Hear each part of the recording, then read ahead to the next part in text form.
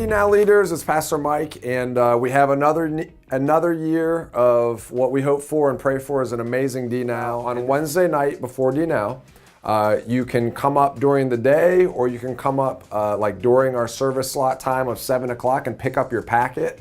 And inside of your packet, you will find the host home that you're going to be at, the address, if they are in a gated community, what the security code of that address is. You'll find that there. You'll find out the group names of all the students that are in your group. And so with those two things, we just ask that you actually reach out to the host home, introduce yourself maybe the night before, maybe on like Thursday night, just kind of reach out, introduce yourself, and thank them for hosting our students over DNOW weekend. And then with your group names, that you're just praying for your students before the event even begins, that you're praying that God will be working in their hearts and that they'll be open and receptive to different things and changes that they need to make this year in their lives. Some other things in the packet are the schedule for the weekend, just so that you'll know when to be places and where to be at those times. We also have the questions that go along with each of the sessions so that you can have recap discussions with the students. We will have the thank you cards for the host home. So on Saturday night or Sunday morning, you can have your group fill out these thank you cards and kind of hide them all over the host home in places where the thank you cards won't catch on fire and burn and light bulbs or anything like that. You also will find your fuel card will be in there as well to help pay for gas as you shuttle these students around from place to place over the weekend. The other thing that I think needs to be said is just the rules, and these are just kind of big picture rules to apply. And if you ever have any questions while things are happening on the weekend, always feel free to call me or Lydia about those things, to just ask about specifics. But the big things are that you're keeping the safety of your students, your group in mind.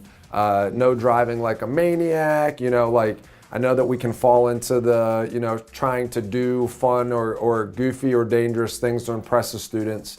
But just remember that you are protecting other people's kids over the weekend, and no matter what they ask you to do or are trying to pressure you to do, that you take into account their safety whenever you're making those decisions. We always have one leader that stays awake into the night. So you guys can set your time that everybody's going to sleep, and we just ask that a leader stays awake, make sure that the students are in their sleeping bags or laying on the couches. It doesn't mean that necessarily they will all be asleep when you go to bed, but that they're not up and moving throughout the house without one adult that is up with them to make sure that everything is happening how it needs to be happening.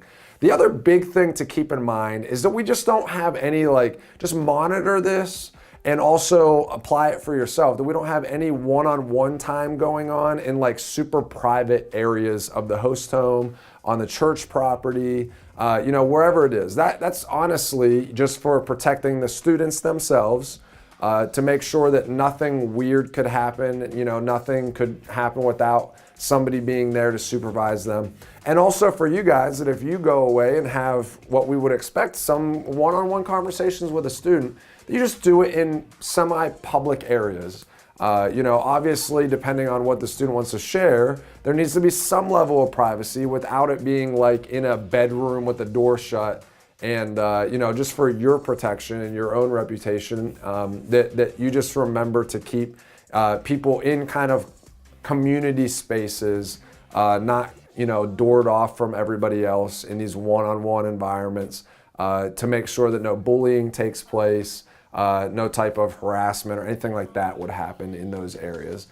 So that's the big things. I mean, remember as a leader, and just kind of keep this in mind, that Friday night you're trying to really get to know the group. You're just breaking down some of those emotional walls and really trying to kind of put yourself out there, show that you're a normal human being, with normal failures, with success, that you've struggled in Christ, that He's given you, different areas of growth in Him, and that Friday is really building the relationship so that on Saturday, as we get closer to the evening, that group starts to feel a lot more open and is starting to be okay with sharing and kind of letting their guard down for God, and then willing to discuss it with each other.